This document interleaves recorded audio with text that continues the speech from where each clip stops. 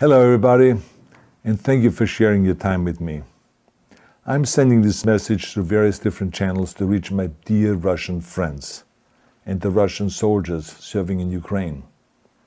I'm speaking to you today because there are things that are going on in the world that are being kept from you, terrible things that you should know about. But before I talk about the harsh realities, let me just tell you about the Russian who became my hero. In 1961, when I was 14 years old, a very good friend of mine invited me to come to Vienna and to watch the World Weightlifting Championships. I was in the audience when Yuri Petrovich Vlasov won the World Championship title, becoming the first human being to lift 200 kilograms over his head.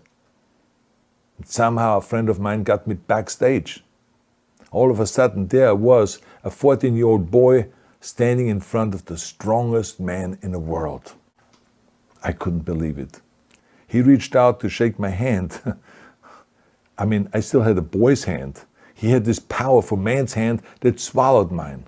But he was kind, and he smiled at me. I will never forget that day. Never. I went home and I put his photo above my bed to inspire me when I started lifting weights.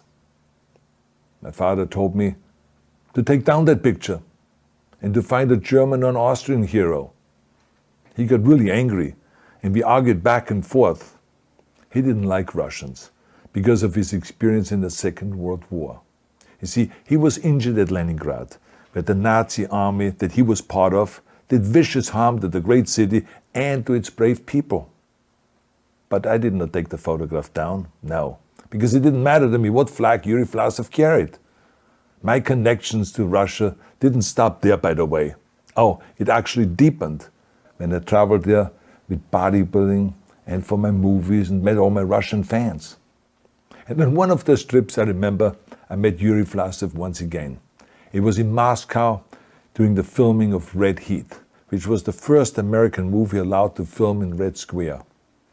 Now, he and I spent the whole day together. He was so thoughtful, so kind, and so smart, and, of course, very giving. He gave me this beautiful blue coffee cup. And ever since then, I've been drinking my coffee out of every morning.